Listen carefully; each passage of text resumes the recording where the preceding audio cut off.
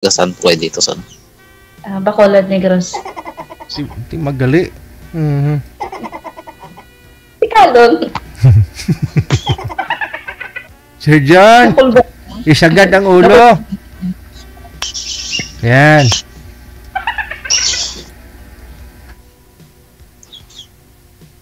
Makulod ka, ma'am, no? Naruhas kapis po ito si Sir Jun.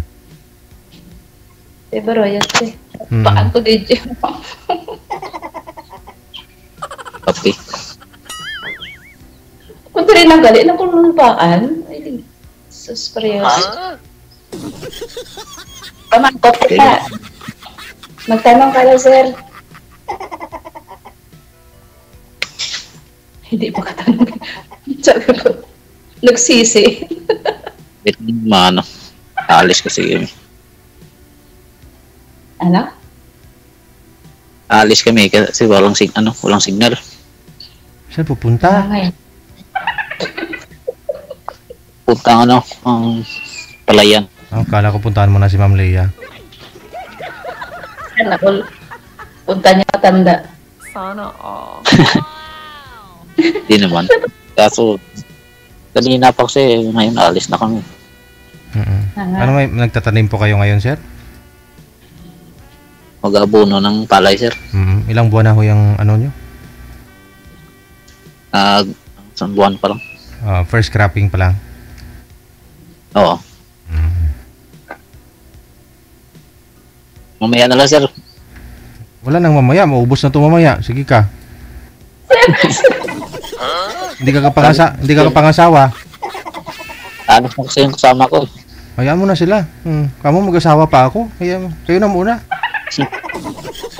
Eddie, wow. Kasi DJ, nagbibigay ka ng matanda sa mga bata. Di siyempre, marireject talaga kaming matatanda. Hindi naman, tanongin mo si Sir kung reject po ba kayo. Kung baka mamaya, yun talaga ihanap niya, yung mga kaidaran po ninyo. Wait lang, sir. Te? Kita mo lang na. Naghihintay na kasi. Sige. Bye. Umalis ka na.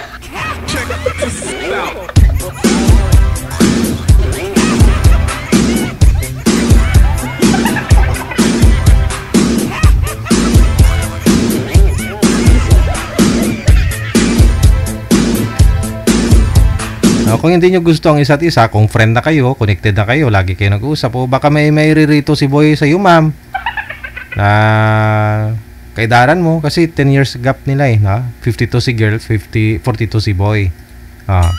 Ngayon, pwede naman pong kakawin tatay ni Boy, o katiyo niya, o mga kapitbahay niya ho, doon may binata na, o hiwalay din, kaidaran ni girl, no?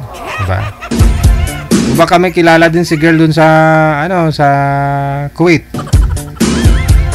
Dalaga, kay Dara ni Boy. O di ba?